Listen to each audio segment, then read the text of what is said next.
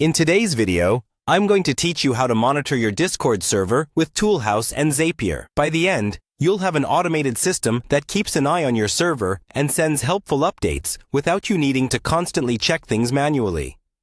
We'll start inside Zapier, since that's the tool that will connect everything together. Log into your Zapier account and create a new Zap.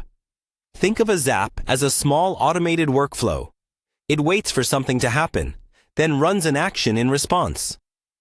For this setup, the something will be activity on your Discord server, and the actions will be handled using Toolhouse. First, choose the app and event you want Zapier to watch. If you already have a Discord integration available in Zapier, select it and pick the trigger that best fits your needs, like monitoring new messages in a specific channel, or tracking when a new member joins. Connect your Discord account and select the exact server and channel you want to monitor. Take a moment here to double-check you've chosen the correct server, especially if you manage more than one. Once that's set, test the trigger. Zapier will pull in a recent example from your Discord server, such as a sample message or join event. This test data is important because it lets you preview how the rest of your automation will behave. Next, add an action step and search for Toolhouse. Connect your Toolhouse account and pick the endpoint or workflow you've prepared for analyzing or logging your Discord activity.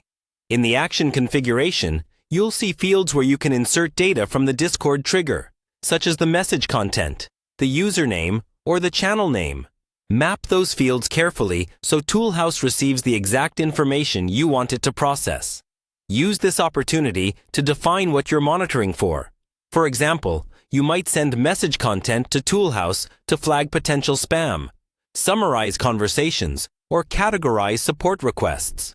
The more clearly you map and label these fields, the easier it will be to understand the results later. After mapping, run a test of the Toolhouse action. Zapier will send the sample Discord data to Toolhouse, and you can verify that everything looks correct. If the output isn't quite what you expect, go back. Tweak your field mappings or settings, and test again until you're satisfied.